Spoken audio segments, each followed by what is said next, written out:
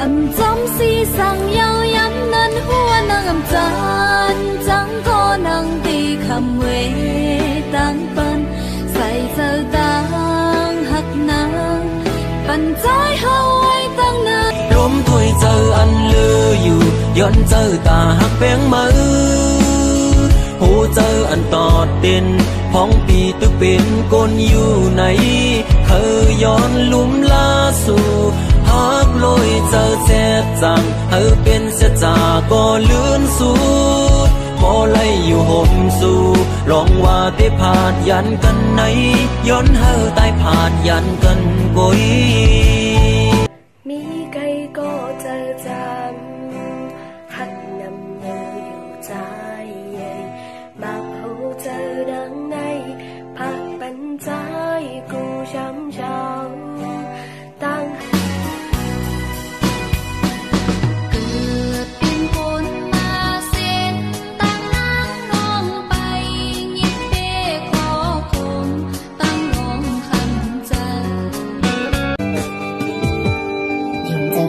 อันหักน้องต่อสู้มาหูสักที่สายในน้องงอนเลยอันไม่ฝุ่นน้องก็เดียวกุยอยู่ดีใจหน้าน้องงอนเลยน้องหักเขาย้อนมาสุดที่ในเยาว์ลืออันเป็นสังก็มือสื่อที่เวตังปันสั่งเลยหันมือสื่อ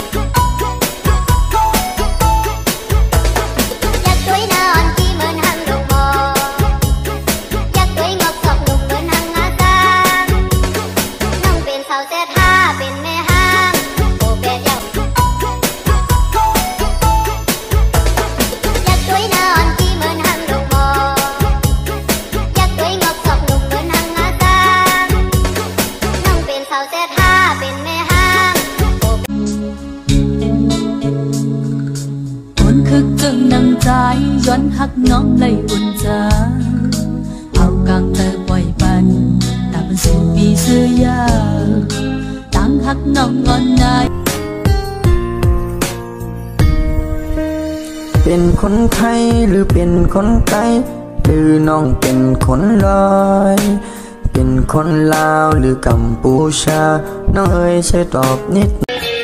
วันอันเฮาหักหอมแบ่งกันนี้มาตั้งเหือทางว่าตั้งหักเฮาหามันแก่นนางกันหักใจ